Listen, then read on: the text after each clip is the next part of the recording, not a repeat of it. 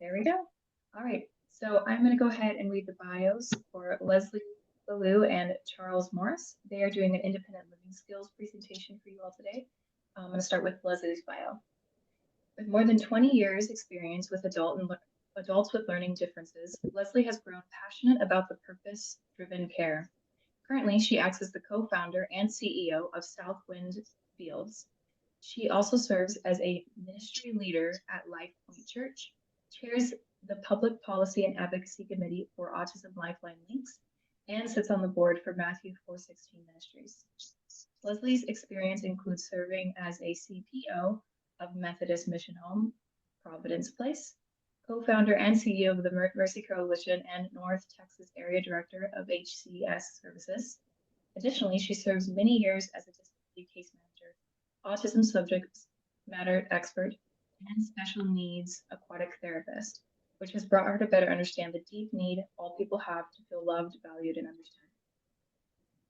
For Charles,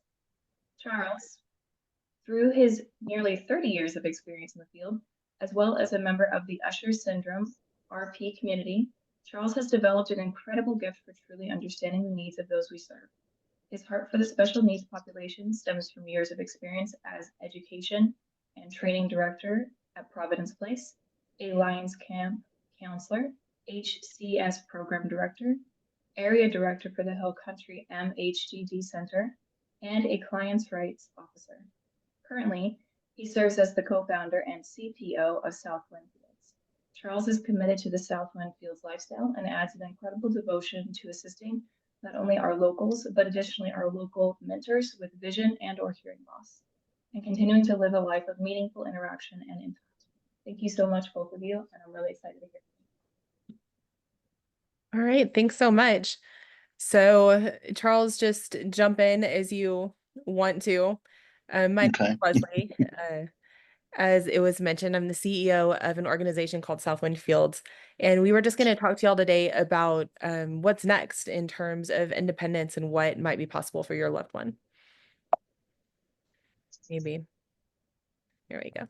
So our motto here at Southwind is that everyone deserves to live a life they love. We really mean that, and we believe that the opportunity to get to make choices and live a life that is purposeful and meaningful and joyful is a right that every single person has, regardless of ability. So that's our primary focus. We are a nonprofit based here in San Antonio, Texas. And our goal is to build a sense of community, independence, and empowerment for adults with differing abilities through connection, meaningful experiences, spiritual growth, and a place to call their own. And if we have time at the end, I will definitely go more into what we do here at Southwind. But for now, I just kind of want to focus on what might be next for your loved one. So independence doesn't look the same for everyone. Having options matters.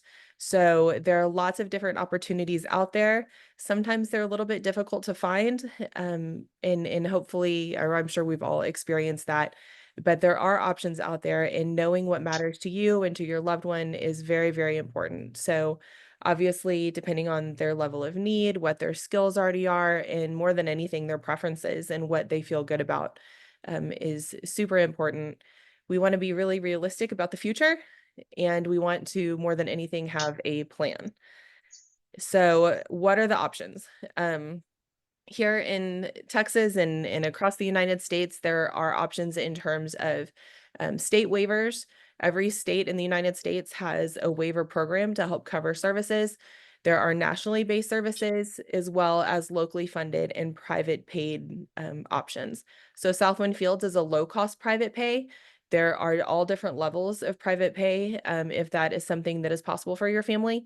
But that is an option that I think sometimes people may not be aware of, but they are definitely out there.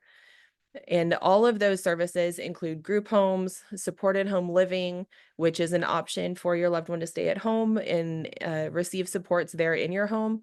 And there are insurance based providers that can come into your home or into your loved one's home if they were to be living independently. And then what we call supportive independence, which is kind of a growing trend, but there are lots of options out there for supportive independence, or I think we're getting to be lots of options. There's not a ton here in Texas yet, but we like to believe that we're kind of on the front end of that and trying to help that area grow for sure. We're extremely supportive of supportive independent situations. So that looks like the person with the learning difference having a home of their own in some way, whether that's, you know, a house, an apartment, whatever that might be, different levels of independence in terms of a roommate or living on their own and that sort of thing. And then some type of system in place to help them maintain that independence at a healthy level. So, across the United States, each state also has something called a LIDA, which is the Local Intellectual and Developmental Disability Authority for each state, and it is you can Google that for every state. So, Charles, anything you want to add to that? No, I just want to add one thing. As far as the LIDA, like Leslie said, so sometimes it may not be called LIDDA, but you can definitely find it under the Department of Health and Human Services for each state, and then they'll tell you where you can go. Yeah. So the harder conversation to have is being realistic and having a plan. Each of our futures as a parent, as a caregiver, as a family member is inevitable, right? We know that we're not going to be here forever, and we have to have some kind of plan in place for our loved one who has a learning difference. So, you know, for some families, there is the plan maybe is to rely on a sibling or other family members. And in some cases, that's fantastic. And in other cases, it's, you know, maybe a temporary plan. And that is something to just kind of keep in mind as you know, if especially if you have a younger child right now, it may seem like that's a really viable option. And it very well could be. But you have to also consider that you may not necessarily know what the future holds for that sibling or family member either. You don't know what their circumstances may be as time goes on. And sometimes it can affect the relationship between siblings or between family members whenever they turn from being a friend or a sibling or whatever to a caregiver. And that can kind of change that relationship. And so it's something you want to be really, really conscious of as you're planning and you know, maybe consider allowing that family member to act in more of a supportive role instead of being the primary caregiver. Just something to consider, but it is a really important conversation to have with whoever you feel like that person might be, if that's what your future planning is. You know, start doing work now in terms of reaching out to your local authority if you would like to have support in the future. See what's out there. Start Googling now. Don't wait. We have so many families come in and we meet with them and they are scrambling. It's chaotic. Somebody has passed away or somebody has lost a job, somebody's losing their home, something like that, and they are desperate for some type of support for their loved one. And we just never want to see a family in that position because it can be very difficult to move extremely quickly. And so you want to have a plan in place, at least of some kind, um, as soon as is possible, as early as possible. Don't wait till after graduation. Don't wait until they're already an adult. Try to have something in place. If you are a guardian or plan to maintain that guardianship, you know, have something in your will, have something really clear cut about what the plans are for your loved one should something happen to you. And then, of course, financial planning. Any type of money that can be planned for your loved one's care, whether it's you know, a trust fund or a savings account, or if they have SSI or SSD, able account or stable account, all of those things are incredibly recommended. SSDI, SSI can be a tricky process. So if you need help with that, don't be afraid to reach out. There are people out there who specialize in that and can help you. And one of those groups that I would really recommend is called Consolidated Planning Group. They hold Zoom calls every single month and can be extremely helpful in those. And I highly recommend that. So really quickly, what's our why? So this is more just informational, something to consider as you're planning for the future. People with cognitive impairments are at an extremely high risk for homelessness. So not just homelessness, but exploitation as well. So, you know, the more you can have a plan put into place that everybody knows about, the better to help prevent anything like that from happening in the future. And that's not to scare anybody, it's just to be mindful. Most oftentimes when we find or we come across someone who is homeless and also has a learning difference of some kind, it's really just because something has happened in life that has change the course of their future, and they don't necessarily have the cognitive ability to navigate, a complicated system and waiting lists and that sort of thing, or they're just not really sure what to do. We definitely have several locals that have come to us um, from homelessness or from, poor situations, abusive situations out of the foster care system and all kinds of different things. And so um, we just want to be really cognizant of the risk of abuse, homelessness, and exploitation so that we can try to help them navigate those things. I apologize. My bulldog is in the room and she's very noisy. I don't know what else to say about that. I didn't realize she was in here. So an estimated 17% of the homeless population in the United States has an intellectual or developmental disability. That number, unfortunately, is growing.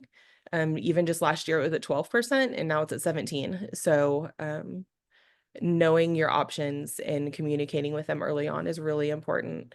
And as far as we're concerned, there's no reason that a person should ever be in that situation who has an intellectual or developmental disability. And that's a huge part of why we're here. We want to be a part of that solution. Our loved ones will never hopefully ever be a part of that statistic. And that's what we're here for. Many families don't have a stable backup plan. And so that can lead to chaos whenever something happened, like I said. And I know there's a various level of skill and independence here, but there is a group that we refer to as the in-betweeners. And those are people who don't necessarily need 24/7 care in a group home, but also will probably always need some type of support. And a lot of times those people will not qualify for services. And so it can put them in a predicament as time goes on and they are reaching towards independence. And then sometimes a lack of authentic community and organic, pure relationships can lead to isolation and that type of thing, which can prevent growth and hinder independence. So Charles can actually take this one. So things you can start working towards independence now. Relying on others to teach your loved ones is important, but it helps them to teach and accept instruction and feedback. It increases communication and self-advocacy. It helps build healthy independence and trust, but helping them to learn those skills in the home is really important as well. It's realistic. It helps them prepare a little bit more, and it boosts the chances of success, increases confidence for everyone involved, not just for them, right? Because that parent or caregiver is able to see what they're able to do and how they're growing, and that makes everyone feel a little bit more confident. But it also gives ownership and creates accountability that is necessary for life as an adult. So these are some of the things that Charles can talk about that will help to that you could be working on now to work towards independence. Hey, Leslie, can you back up to the slide before this so I can talk a little bit about that one? Yeah. Okay. I don't see myself. You're good. I'm good. Okay, good. All right. So as far as teaching people how to learn things, there's all kinds of ways of teaching people how to do certain tasks. The simplest thing is, as we teach people, is we break things down into the simplest steps, okay? And doing one step at a time and then combining them all together toward the end. So like for an example, cooking, the first thing you want to learn is about the oven safety, food safety, and there's all these different kinds of classes that people can take or that you can teach your kiddo, child or adult to learn these things, okay? When you're teaching them, you need to be clear and concise. Very simple step, break it down, all right? And as they learn these tasks, give them positive affirmation. The more positive affirmation that you can give, the better that they feel more confident in their skills. Now, a lot of time when like let's say or Southwind Fields, when we have people that come into the program, normally all they eat is pizza and chicken tenders, and so while that's okay, but we need to to eat. We need to eat more different types of food to be healthy, veggies and things like that. And there's all different ways of doing things. One of the first things I like to teach, or that we like to teach here, we teach you how to make spaghetti. And because spaghetti, you can make a big batch of it, and it can last for several days. You can store it in the freezer, all this stuff. So there's all these different ways that we teach them how to do these different things.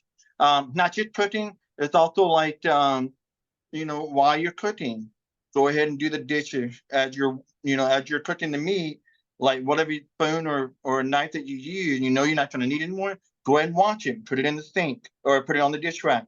So it can be dry or rinse it out, put it in the dishwasher. And it's all, it's like I said, it's all about breaking it down and making it easy.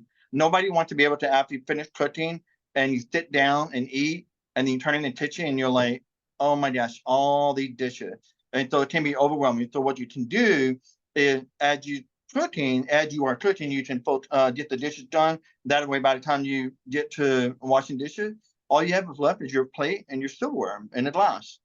And that really helps out a lot. The taking out the trash, I don't know anybody that really enjoy taking trash. And then that's probably one of the leading things that we have here, that we have to remind our guys, hey, time to piling up, you might want to take the trash out. And and so taking the trash out, not just from the kitchen, but also checking the bathroom, checking the living room, checking, make sure the other room there's no trash and things like that. And making sure there's a trash can liner in the trash can. And so it's just those little things to look for. And and sometimes making a chore chart will make things easier, put it on so that they can actually see it. So as they do these things, remember positive affirmation makes a huge difference. Okay. And because you'll notice one of the things that we've learned over the years, and is that when you first start somebody on something new, you give them a lot of positive feedback. And then over time, you start fading out. You don't have to do as much. Okay. And it's a proven theory that it does really work. And so I strongly encourage you to try that. Okay. In the apartment setting or at home, a lot of time our guys come in the program thinking that all they have to do is take care of the room. Well, they don't have mom, dad to help them to clean with the living room, the kitchen, the dining room. And so it's not just their bedroom. They need to be able to expand and to help clean the common area as well. Okay. And again, keeping it simple, have it broken down so that they can actually see when are they supposed to get it done, and how to get it done. Okay. So like maybe today is sweep and mop. Tomorrow maybe taking the trash out. There are different ways of working these things around. Hygiene. A lot of people think for some reason hygiene is an optional thing. And it's like, I'm not going to take a shower today or not take a shower for a few days. There's a lot of hygiene is so important. It's one of the first impressions that you give to people when you first meet them or anybody. Brushing your teeth, not combing your hair, not using your deodorant, wearing clean clothes, not wearing the same socks for 3 or 4 or 5 days a week. Making sure that everything you have on you is clean.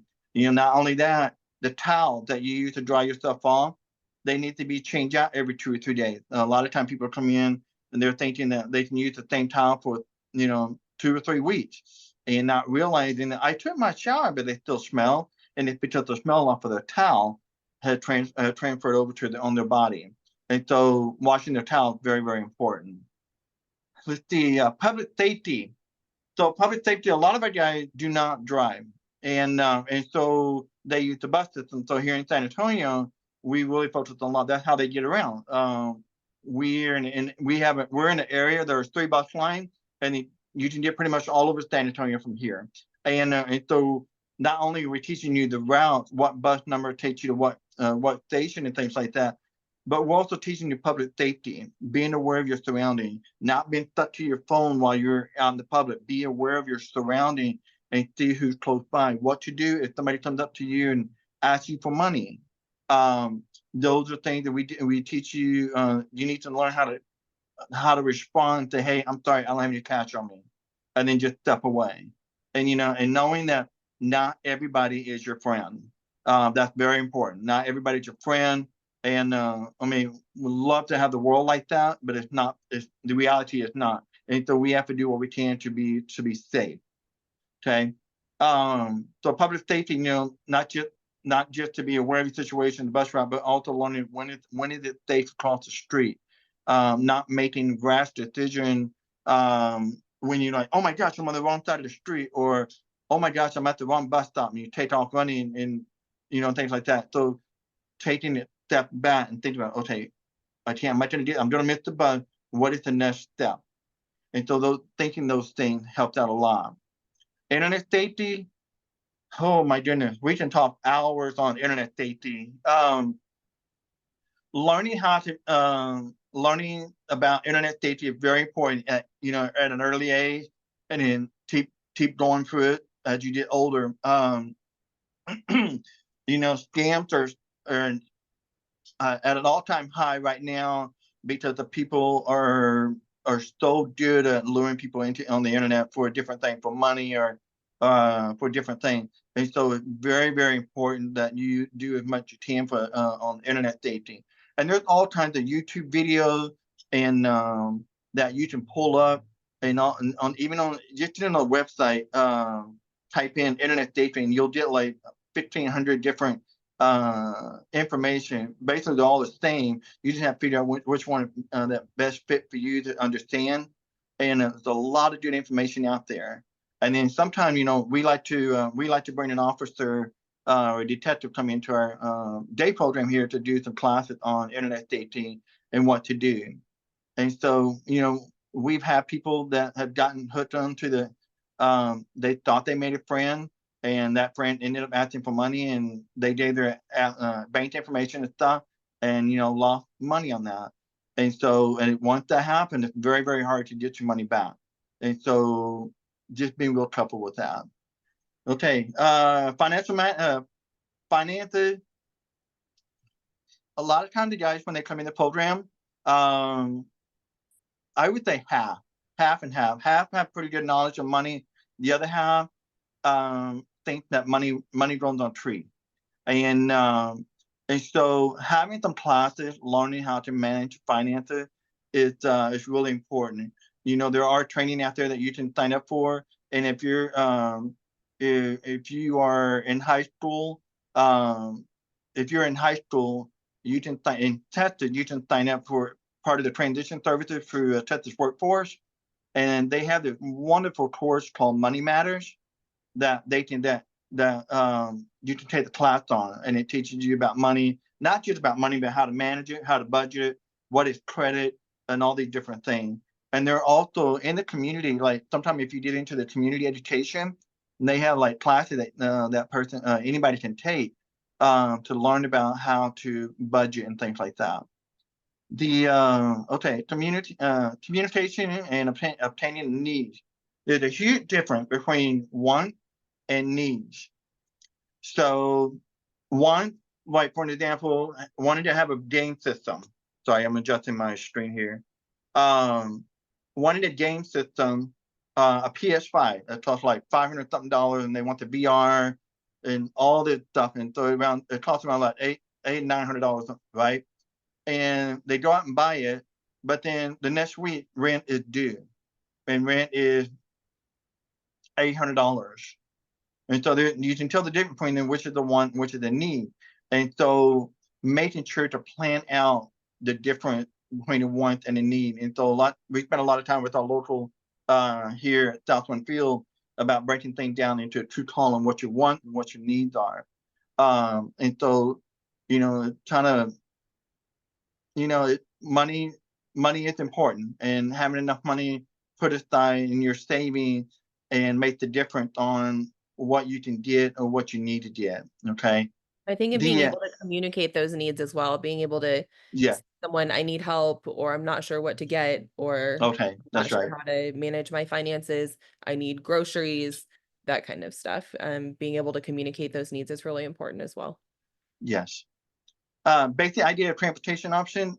So not only do we do, the public safety, we do bus training and stuff like that, but we also talked about there's options out there like you can do Lyft and Uber. Those are the ride share. There's some other ones like Hitch and things like that.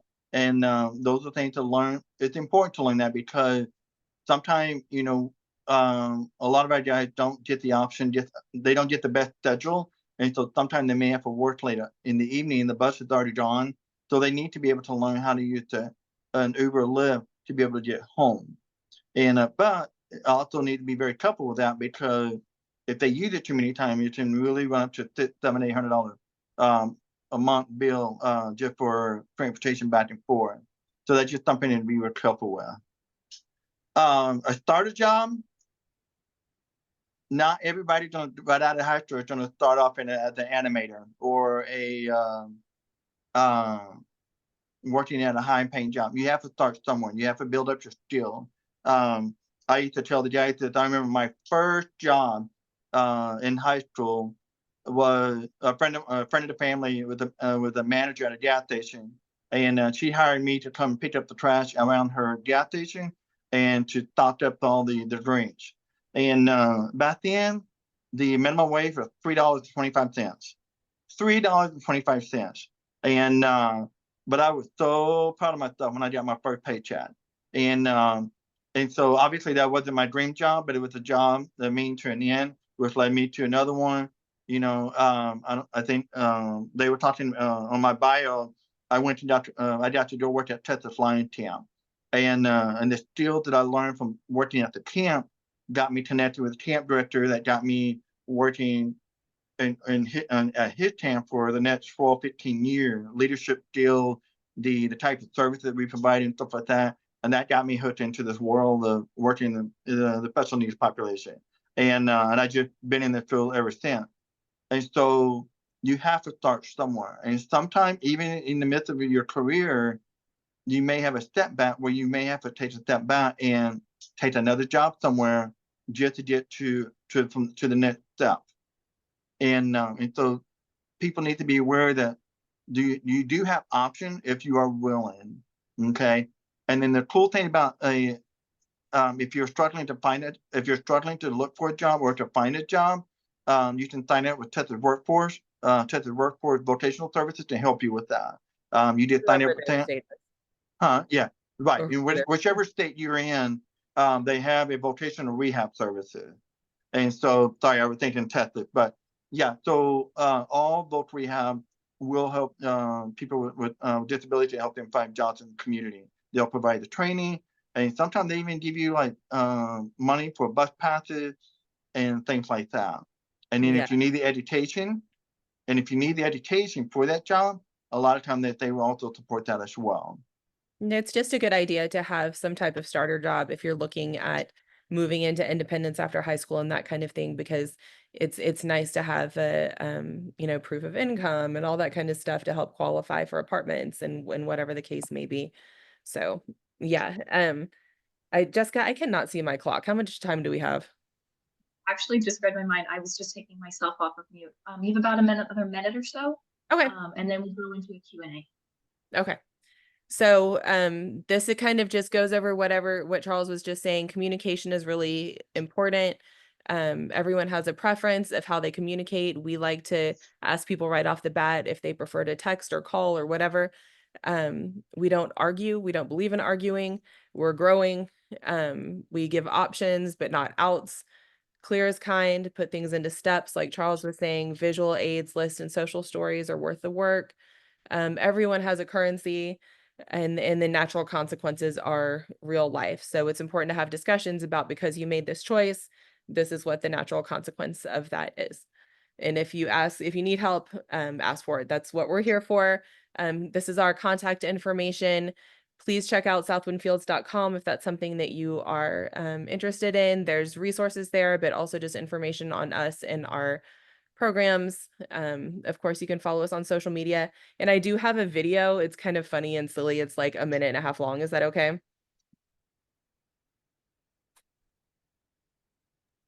Sorry, I was on mute. Yes, of course. Okay. Let's see if I can get to it real quick.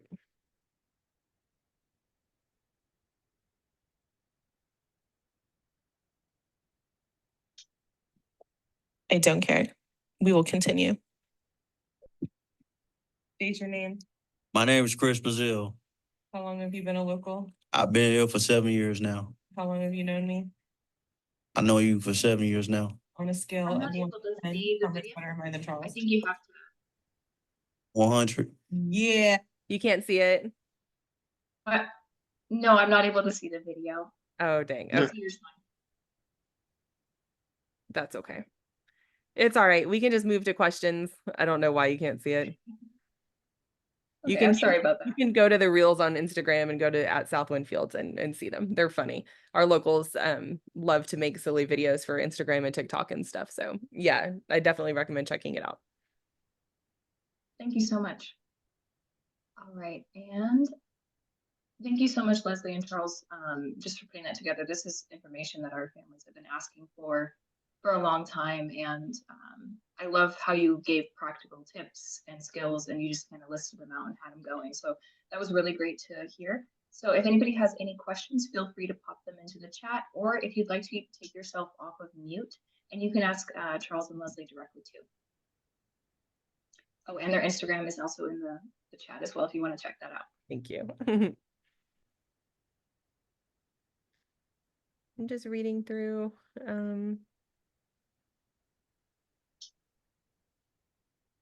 I had a question for you guys, if that's all right, Sure. really quick. Uh-huh. Well, people might be thinking about some other questions. You mentioned the in-betweeners.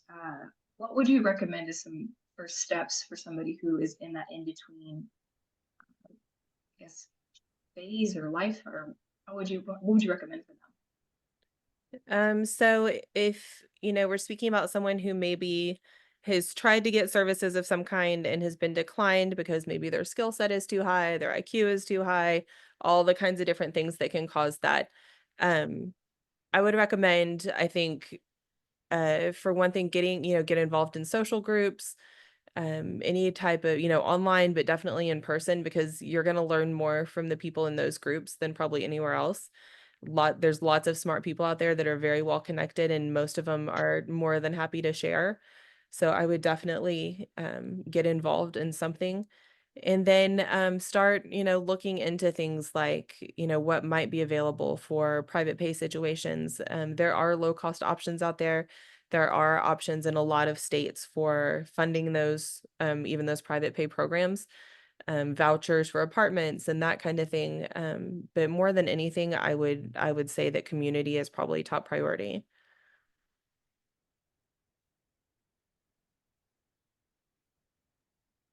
Thank you. All right. Anybody else, please feel free to put your questions in the chat, or you guys can take your thoughts on me. Oh, See, okay. So there's we have a one. question. Yeah. Do you have any you recommend for printable templates, chore charts?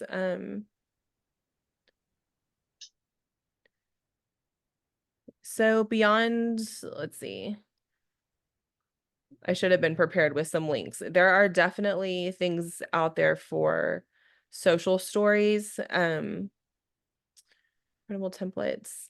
Yeah, so chore charts, there are actually, if you Google like I'm not sure the age of the person we're talking about, but there are adult chore charts out there that look like, a grocery list or something that your adult might be comfortable putting in their room or in their living space or whatever. We do really try hard that for an adult, we want to present them with adult things. We don't want to bring their skills back by kind of forcing more childlike things on them. Now, for some people, that is appropriate. That's what they prefer, and that's totally fine. I'm just kind of speaking to that in-between group that we serve right now. But there are resources out there for, that is appropriate for age and preference, that you can Google for sure. And then beyond occupational therapy for teaching hygiene and sensory issues. Yeah. So really, I mean, and Charles may have an idea too, but trial and error is everything. And difficulty with motor skills, there's a lot of like, actually, I don't know that I recommend people get on TikTok because of a lot of reasons, but there's so much information on TikTok, all different kinds of special needs parents and caregivers that put and share wonderful information and links to Yeah. different tools and YouTube videos and that kind of thing. We use YouTube videos a lot for instruction.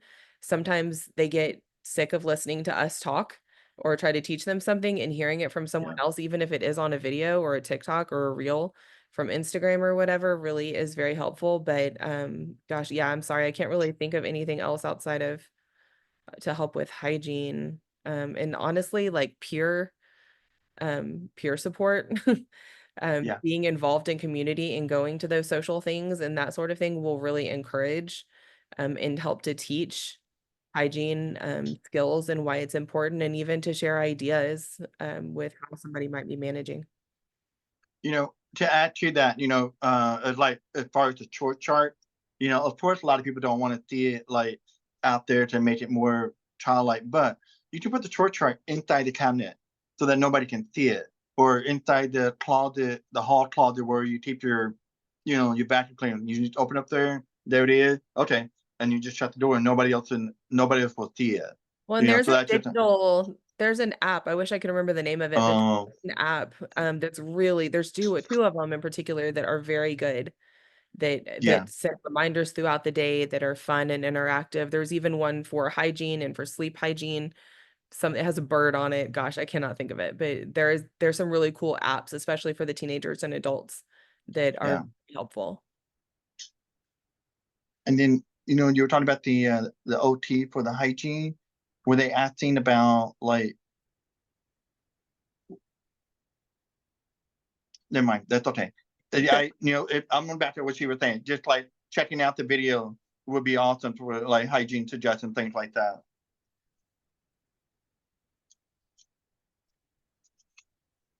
Yeah, and looks like someone put in the chat some really helpful information for affordable housing in New York.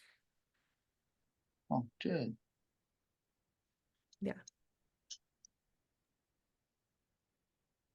Would you guys be able to share a little bit about what you do as an organization? I know you just touched on a little bit. Yeah, absolutely. So we are a nonprofit based here in San Antonio. Like I said, the people that we serve, we call them locals because they're local to their community, just like anyone else. They're not consumers or clients or patients or anything like that. They're just locals. And so we believe in that we're doing life together. We're not necessarily, we don't like to say that we're providing services, but we are just doing life together, living alongside one another with a healthy interdependence. We serve over 100 locals from all over the country. We have people from all different states, not just Texas. So there's a really well-rounded group of people from all different kinds of cultures and backgrounds. And we provide what we call supportive independence. So our city local program is our residential program. We have a partnership with several apartment complexes that are near to us, and all of our locals live within those complexes. Most of them have a roommate, so all of those apartments are 2-bedroom, 2-bath, so everyone has their own area, and that they share the total apartment with a roommate, the common spaces, obviously, and then and we help provide everything they need to maintain that independence. So we help match them with a roommate, first of all, that they choose. We don't choose roommates for them. So after they've chosen a roommate, we help them qualify for the apartments. We don't own the apartments, so the leases are in our locals' names. They have total control over everything, as do their families, depending on how involved they are. We help them get through that process, and once they're moved in, that's when their quote services kick in. So we see them, they're going to see their advisor once a week. Their advisor is basically a case manager who's going to help them with everything from building a budget to ordering groceries if that's something they need help with, or managing their SSI or their insurance. So whatever that local needs is what that advisor is going to do. We don't push things on people that they don't need. We just kind of see what they need. We meet them where they're at and then help provide those services.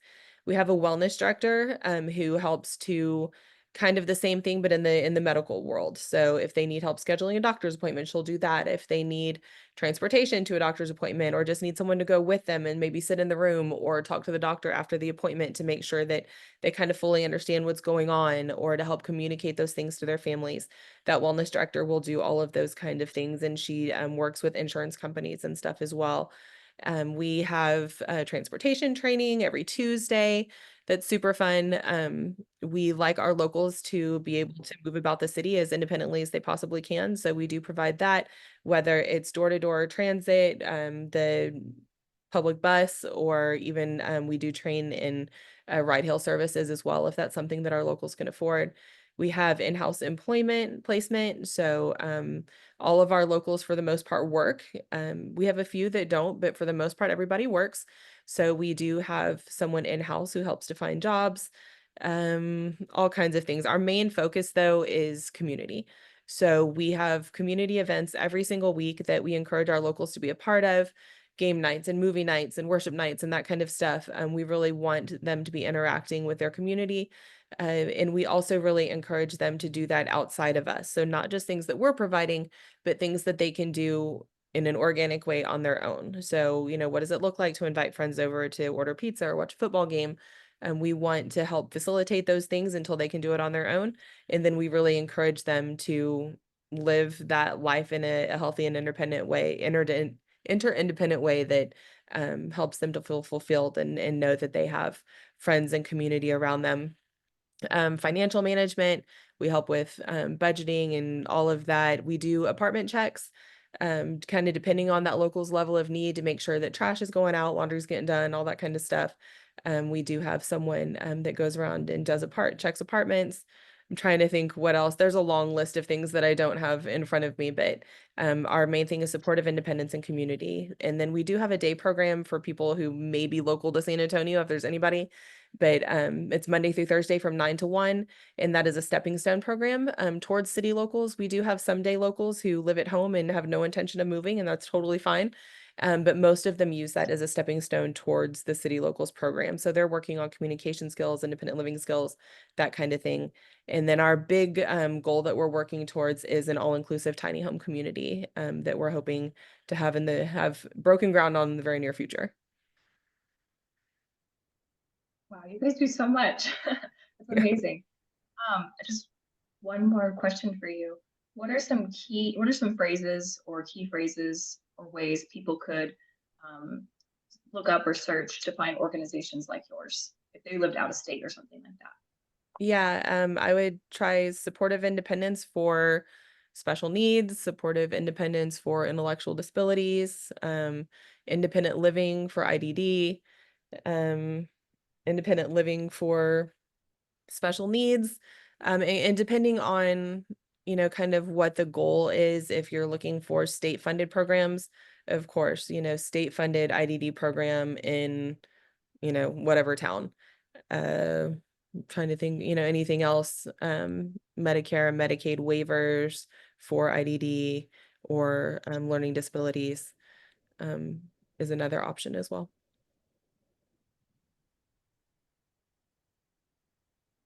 Well, thank you guys so much. Thank you. All right, and anybody else have any last minute questions before? Oh, it looks like Talia. Yeah, go for it. Okay, so do people with chromosome 18 conditions or other disabilities have affordable housing for programs within the disabled community throughout the world? I am in the program for the WJCS and JCCA in White Plains, New York, and the program is called the Point Program. It started in 2012. If anyone is interested in the East Coast in USA, please contact the Director of Point, Suzanne Wallach, 914-844-6005, as Wallach at WJCS.com and Point at WJCS.com. And here's the website to the program, www.wjcs.com/services/disabilities/autism/point. Thank you, Talia. I really appreciate you giving us that local information for you in New York or on the East Coast. Mm-hmm.